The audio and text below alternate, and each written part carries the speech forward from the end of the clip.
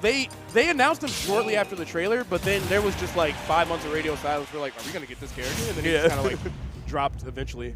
But yeah, Joker's still really strong. Yes. I don't know if his place in the meta has like shifted due to like character issues that he faces, because he's still like an extremely strong character. Yeah, no, he's still very strong. I just think the problem is that a large majority of Joker players kind of suck. They don't suffer from Inkling problems. Right. Like 99.9% of Inkling players are just absolutely garbage, and it's because they love a garbage game. Shout out to Colorado, though. You're my goat. Wow, But, that was the most backhanded compliment I've ever heard. I like Colorado. Colorado's the only guy doing it right. But every other Inkling player, garbage. Well, you heard that from Skiff. You can go ahead and tweet him at Skiff Talks. Hey, I keep making fun of Splatoon and nobody says anything to me, so I'm doing something right. But either way, yeah, you are right, though. Like, Joker, I don't think he's, like, shifted from his meta. It's just that we don't see Leo doing the same thing that he used to. But there's still some great Joker players. Like, Raven King. Wow. All right. Okay, so Raven King's been playing Joker, and he's been doing really phenomenal. He's actually at this bracket, too. He is. But, yeah. Yeah, he actually, because I remember back at Rising Ground, Dar and I got to see him win over Mutates, and it was like this huge upset. We were like, oh, wow, okay. Like, obviously, Raven King's been good for a long time, but... Yeah, I mean, he dropped a bad character for a good character. Exactly, and that's just what you do.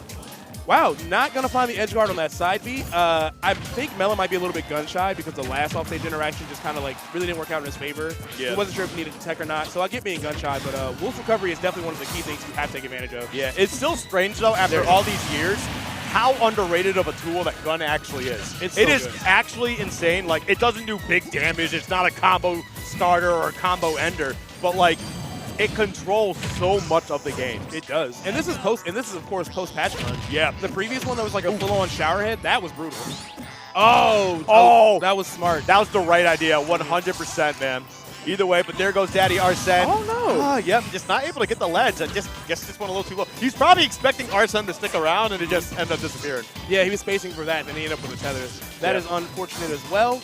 Yeah, I think once Melon is able to A, recover a little bit differently and start finding these edge guards, B, he can get himself back in this game. But right now, it looks like those two mistakes are what's keeping KinJade in the lead. Yeah. And that's the thing, though, is like as soon as we saw Arsene come out the first time, he started really getting some big combos. Oh, no. Listen, there's one way to describe Joker, and I'm going to quote the great French Montana on this one, right? When it's mask on, they're coming for your ice. But when it's mask off, they're coming for your life. And that's exactly how you describe Joker. Oh, my God. Bars. Yep. Shout out to French Montana. He went 4-2 in pools. He's doing pretty good here. Give him a shout out. You see Censor was trying to tweet Lupe Fiasco to come to Combo Breaker. Oh, dude, that would have been so sick. Why wouldn't he? Well, up smash is going to do that for KinJade. I think of all the smash attacks that are like war crimes, Wolf's up smash is way up there. The way that it low profiles and high profiles at the same time is insane. He just goes into just the Wolf dimension. It's just a really, really good move. The crazy thing about Wolf, though, is like, as good as up smash really is, it's just we don't talk about it as much because there's so many other moves in the game that are just so much more ridiculous. It's just not even worth talking about. Right. Like, it's not a thing you think about until you see it and you remember. You're like, oh, yeah, I forgot I hated this. You know? It's like one of those situations where, like, you're complaining about your life, right? And then someone, like, comes up to you and they tell you something that just really awful happened to them. And you're just kind of like, oh, okay, you know what? My life's really not that bad. right. Like, you know what? Let me relax. It's fine. It actually happened to me one time, right? I was going to therapy, not the trauma dump or anything, but, like, I realized my problems weren't that big when midway through, like, my third session, my therapist's chemo machine went off. Oh, my God. And at that point, I was like, you know what? My life problems really aren't that difficult. Oh, my God. I felt so healed at that moment. You're like, should I tip my therapist? Should we start doing that maybe? Dude, I couldn't go back. I couldn't look at her and be like, my coworker's making me angry. It's just not the same. That's tough. But speaking of tough, so far, KinJade having a really hard time getting off the stage, and that back air sniping his jump is going to give Melon the first stock. It's sub 100 on Kalos. That's really big. Yeah. But here we go right now, 87%.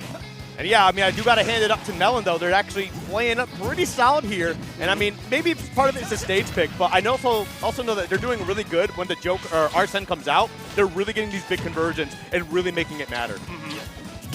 And nice parry on the back air right there, too. So I like that Melon is just, like, spacing really carefully. He's not overextending.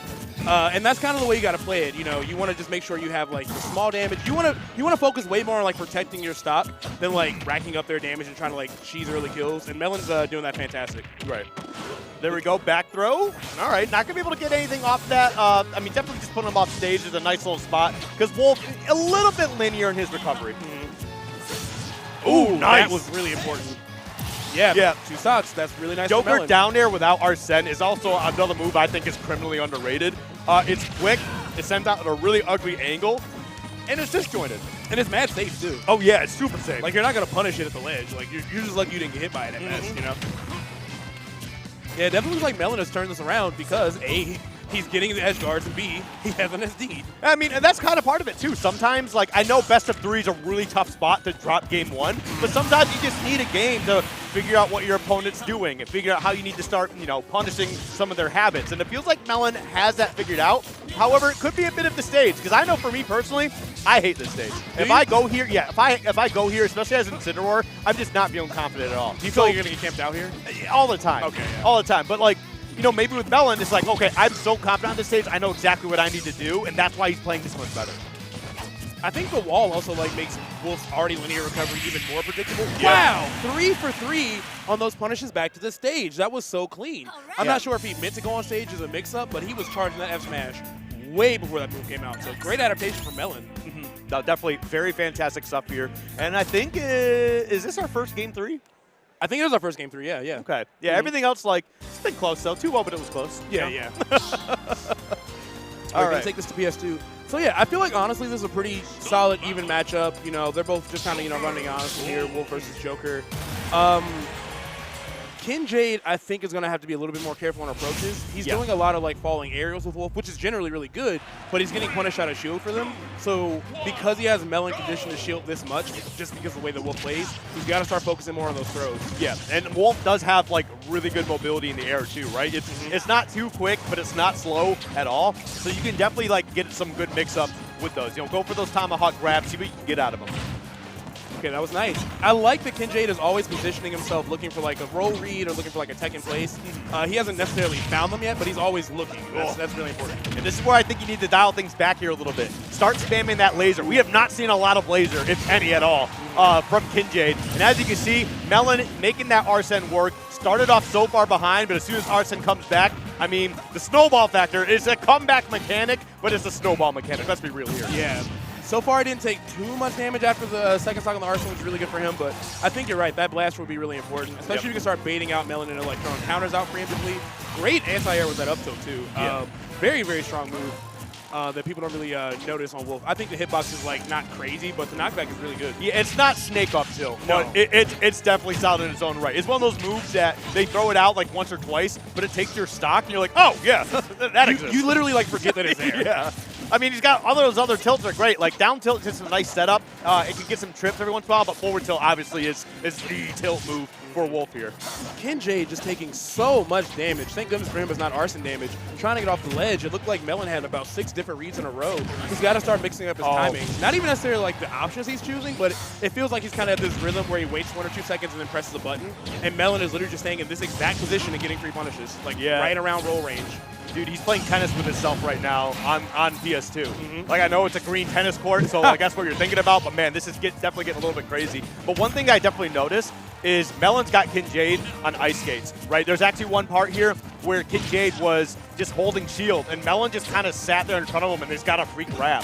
Like, KinJade is definitely playing a little bit scared. Oh, wow. Sometimes you just throw something out like that and it works out, and you're like, great, give it to me. I'm going to take this and run with it. That was really important for KinJade. That got a lot of momentum back in his favor, but the drag down of the down smash is going to even things back up immediately. So we have ourselves a Game 3 last stock scenario for the first time of the night.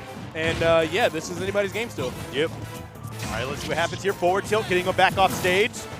But we got Arsene out. This is where the moneymaker is. Oh, that's so much damage. We evened it up in 3 hits.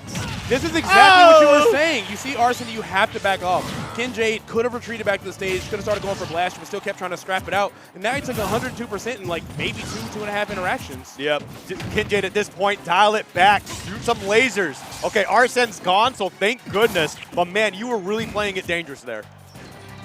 Good patience from Melon, really waiting it out, doesn't want to get tagged by that wolf back air. What are we going to see on the edge guard? Late on the 2-frame with the down smash. Neutral are going to send back off stage. Neither of them can find the hit they need to get this. Up tilt just not strong enough. Arsene nowhere to be found. Melon's going to have to take this with regular Joker. Can he make this happen? No, the up smash out of shield is going to come through for KinJade. Yeah, that's definitely rough. But yeah, you definitely got to feel it for KinJade there.